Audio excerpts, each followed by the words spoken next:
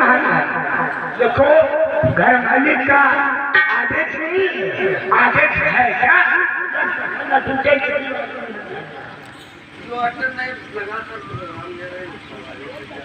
मौत ऐसे क्रोधी के सामने आंखें निकालता हुआ चला जाए।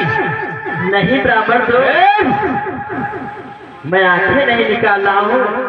तुझे ये नहीं मालूम मालिक कि धनुष कोई ऐसा वैसा धनुष नहीं था जिससे तुमने तुड़वा दिया। ये धनुष पर केवल भगवान भोले बाबा का ही अधिकार था, जो कि धरोहर के रूप में मिथिला नगरी में रखा हुआ था।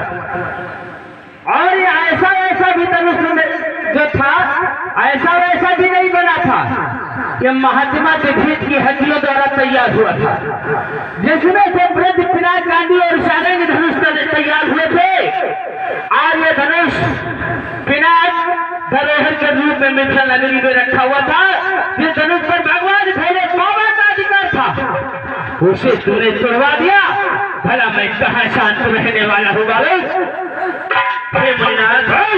इस धनुष के तो खंडन हो ही चुके हैं। मेरी राय में तो समस्त धनुष एक ही समान है। अब टूटा हुआ धनुष तो जुड़ नहीं सकता है। लेकिन हे मुनिनाथ, बचपन में बहुत सारे धनुषों का खंडन किया, कभी मेरे गुरुदेव इतने रुष्ट नहीं हुए जितना आप इस धनुष के कारण रुष्ट हो रहे हैं। हे मुनिनाथ, मैं जानना चाहता हूँ कि क्या ये हीरे और जवाहरात से जड़ित था जो आपको इतना बड़ा क्रोध आ गया? मुनिवर बोल। तो बचपन में बहुत अनुभवी तेरी, पर कभी न ऋषियाए इतना, पर कभी न ऋषियाए इतना। और इस धनुही में क्या लाल जले स्वामी कर्मा है इतना।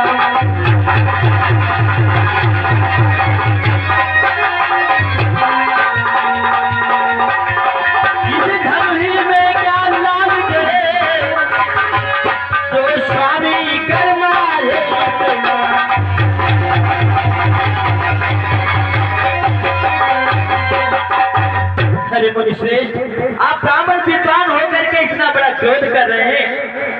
और श्री महादेवता महाधनुष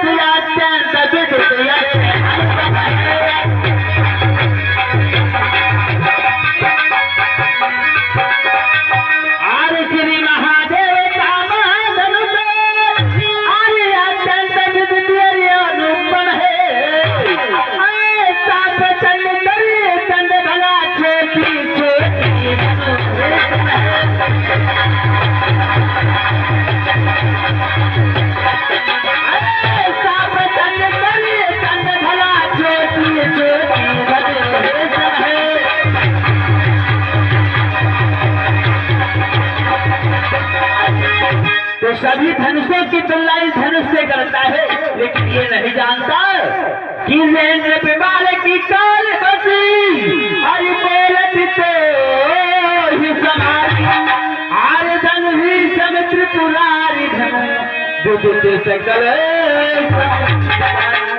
कोई ऐसा वैसा नहीं धनुष था जो कि तूने बचपन में धनुषों के टुकड़े किए थे।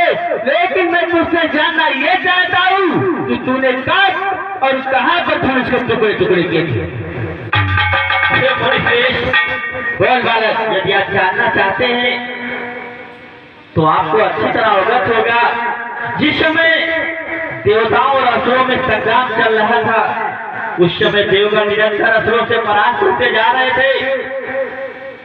देवगण उपस्थित हुए, उन्होंने निवेदन किया कि यदि इसी तरह से असुरों का साम्राज्य बढ़ता रहा तो एक दिन श्रेष्ठ का विनाश हो जाएगा, जो इसकी रक्षा करनी होगी। हे मुनिनाथ, बोल बालक, देवताओं को पता था कि समस्त अस्त्र शस्त्र देवगणों के सारे अस्त्र शस्त्र आपके आश्रम में रखे हुए थे। इसलिए ताकि उसे असुर न पा सके, क्योंकि आपके समान इस पृथ्वी पर कोई वीर नहीं था, कोई योद्धा नहीं था। इसलिए आप भी महेंद्रगिरी पर्वत पर तपस्या करने के लिए प्रस्तुत होना चाहते थे। उसके बाद क्या हुआ?